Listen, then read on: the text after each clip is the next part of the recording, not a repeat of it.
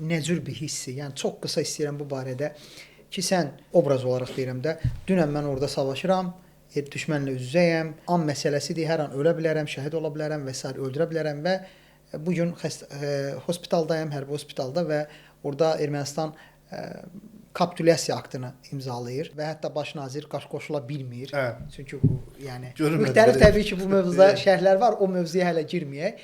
Təbii ki, orada cənab prezidentin də o qürur hissi ilə bəyanatları, imzanı atması sənin gözündən nə hiss edirdin yəni? Sən ona baxanda hansı hissləri keçirdin? O qədər qürur verici bir duyğudur. Biz həmin gün terapiya şöbəsində, travmatologiya üzrə şöbəsində yatırdım, müalicə alırdım. Mənə yazdılar ki, uşaqlar ki, komanda sizi təbrik edir, çox sağ olun və s. belə təbrik mesajları gəlir. Mən də anlamıram.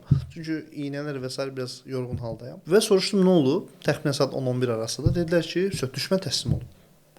Necə təslim olub? 20 dəqiqə bundan uşaqlarla danışdım. Yəni orada əməliyyatlar davam edir. Belə. Medsestralardan yoxsa tam xatırlam həkimlərdən birindən soruşdum ki, televizor harda var? Dedilər bir dənə televizor, o da cərrahiyyə şöbəsindədir.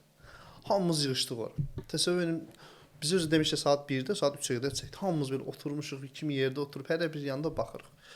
Öncə xatırlayırsınız Vladimir Putinlə cənab prezident rus dilində danışdılar. Bəli. İmzalar atandan sonra Vladimir Putin efirdən çıxdı. Cənab prezident biz xalqa müraciətə başladı.